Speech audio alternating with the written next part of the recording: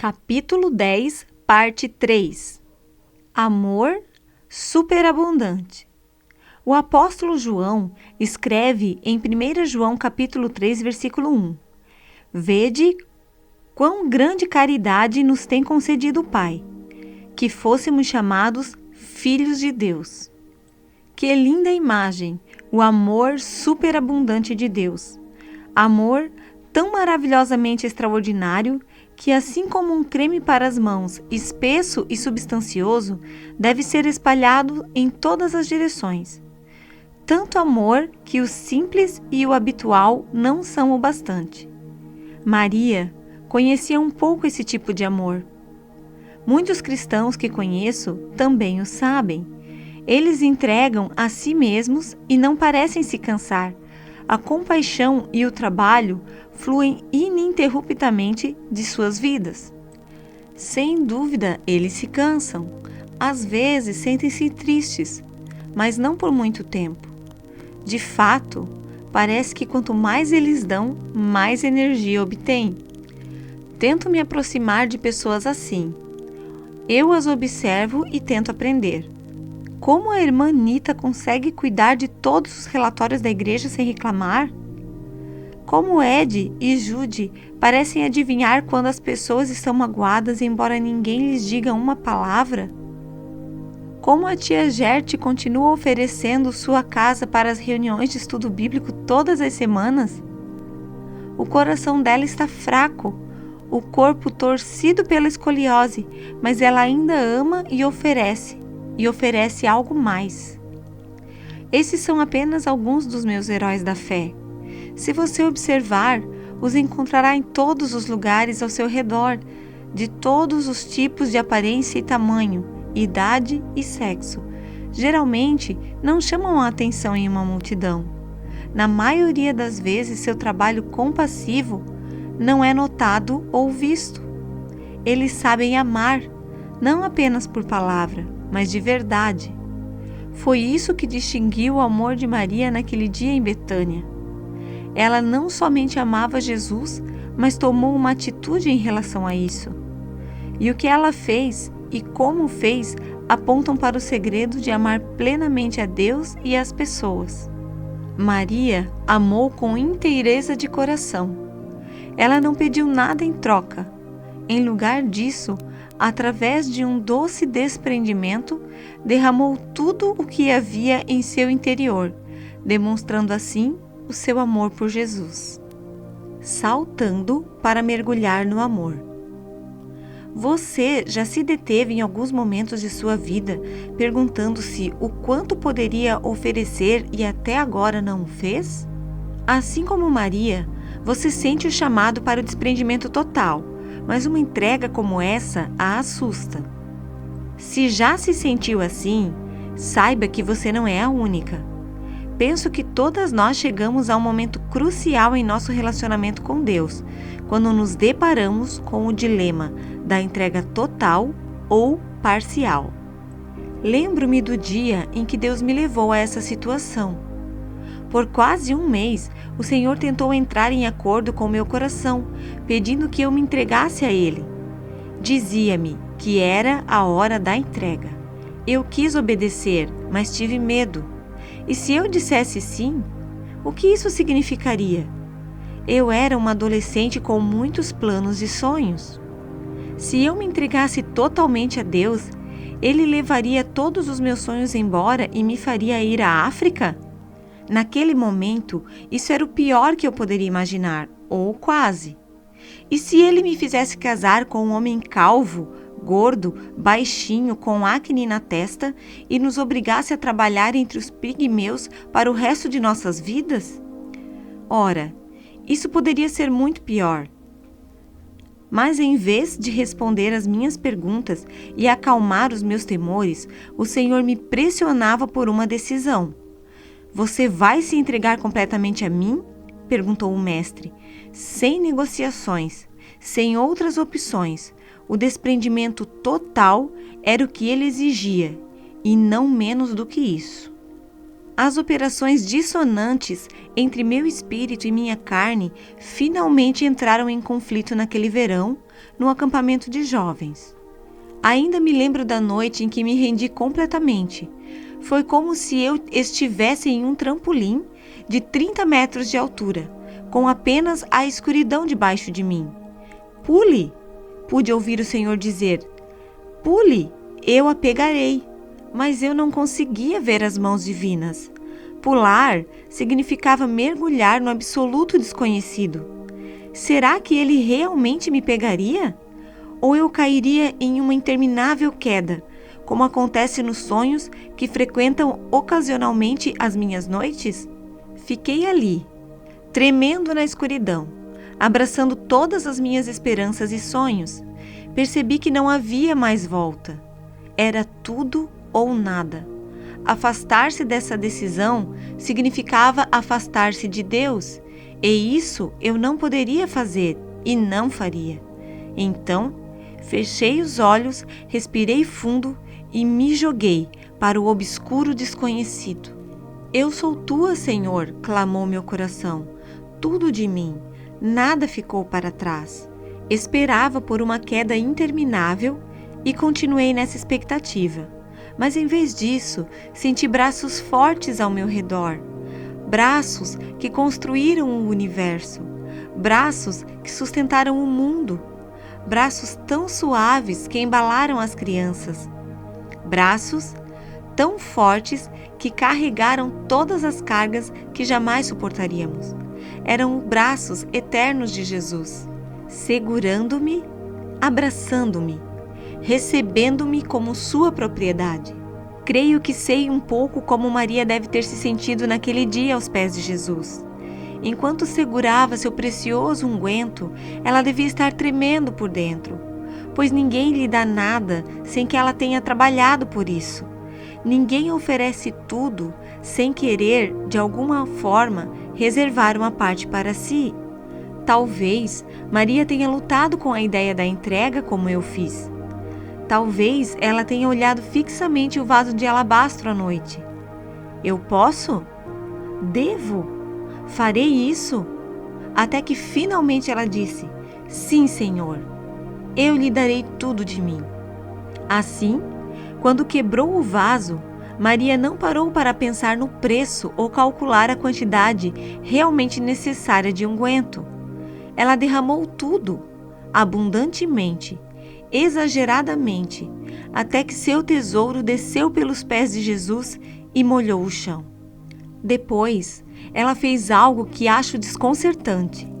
Desamarrou os cabelos e com eles enxugou os pés de Jesus. Através de seu gesto, despojou-se de sua honra e praticamente ficou descoberta diante do Senhor, pois naquela cultura, nenhuma mulher respeitável mostrava os cabelos soltos em público. O cabelo de uma mulher era sua honra, sua identidade, seu sinal supremo de feminilidade, um presente íntimo destinado apenas ao seu marido. Mas para Maria, nada era tão extravagante para Jesus. Ela até estava disposta a arriscar sua reputação. Como alguém que ama diante do seu amado, ela se fez vulnerável e frágil e se expôs à rejeição ou repreensão. Mas nada disso aconteceu. Somente a aprovação terna e silenciosa de um noivo para uma noiva. Jesus observou Maria enxugar os seus pés, e estou certa de que havia lágrimas nos seus olhos. O amor extraordinário pode ser mal compreendido pelas outras pessoas, mas não por aquele a quem ela amava. Ela fez algo muito bonito por mim, disse Jesus diante da reprovação dos discípulos. Deixem-na, ela me pertence, tornando Jesus o seu Senhor. Talvez, assim como eu, você conheceu a Cristo como Salvador, arrependeu-se dos seus pecados, mas parece que ainda falta alguma coisa. No meu caso, encontrei o que faltava quando aceitei a Jesus não apenas como meu Salvador, mas como meu Senhor. Hannah Whitall Smith, em sua obra clássica The Christian Secrets of a Happy Life, O Segredo Cristão para uma Vida Feliz, resume os passos necessários. 1. Expresse, através de palavras definidas, sua fé em Cristo como seu Salvador e reconheça que Ele a reconciliou com Deus de acordo com 2 Coríntios capítulo 5, versículos 18 e 19. 2. Admita definitivamente que Deus é o seu Pai e você é sua filha redimida e perdoada, segundo Gálatas capítulo 4, versículo 6. 3.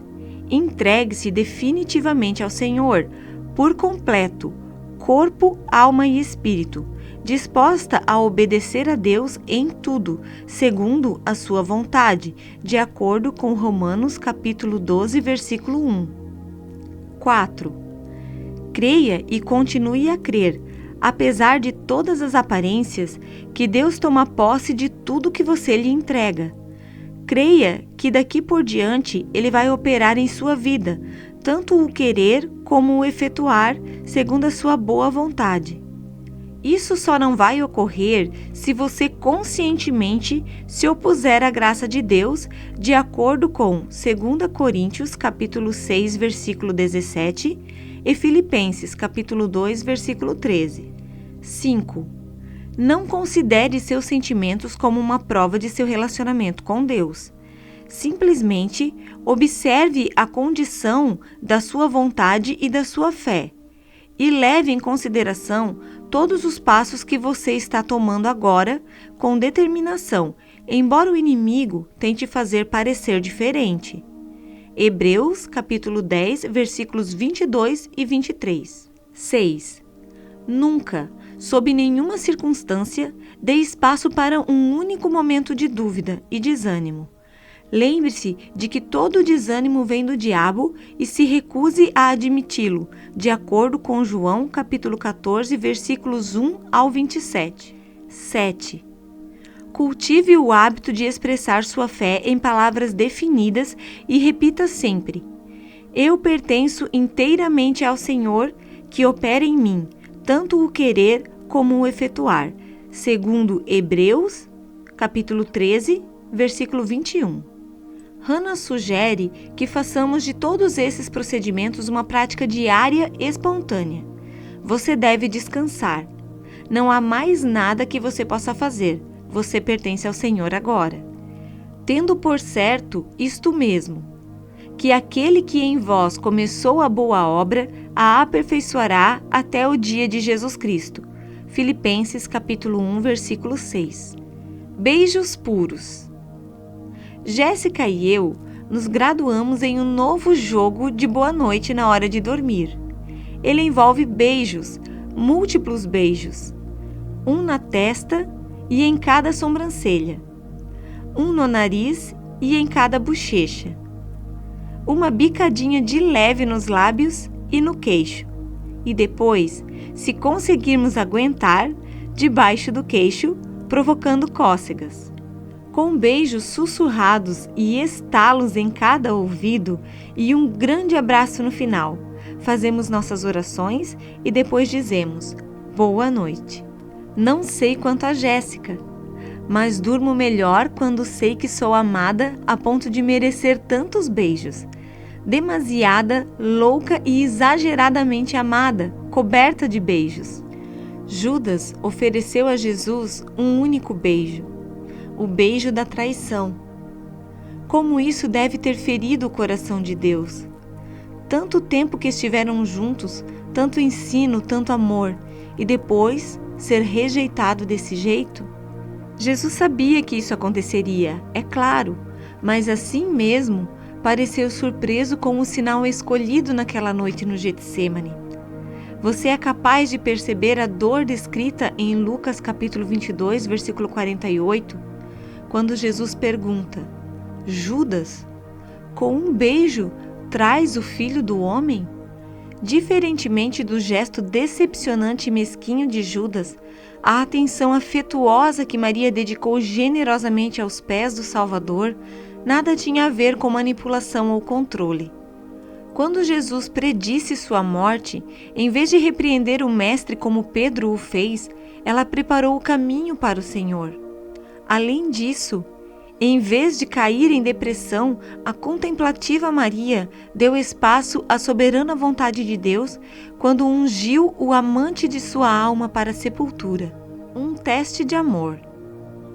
Suponha que Deus lhe apresente uma proposta e diga: eu lhe darei qualquer coisa que quiser. Você pode ter o mundo todo. Nada será impossível para você. Nada será pecado, nada será proibido. Você nunca morrerá, nunca sentirá dor, jamais terá o que não deseja e sempre possuirá tudo o que quiser, exceto uma coisa: você nunca verá a minha face. Será que um calafrio surgiu em seu coração? Quando ouviu as palavras, você nunca verá a minha face? Esse calafrio é a coisa mais preciosa em você. Ele é o puro amor de Deus.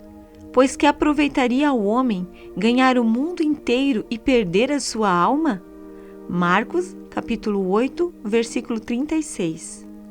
Disse Jesus em Marcos, capítulo 14, versículo 9: em verdade vos digo que em todas as partes do mundo, onde este evangelho for pregado, também o que ela fez será contado para sua memória.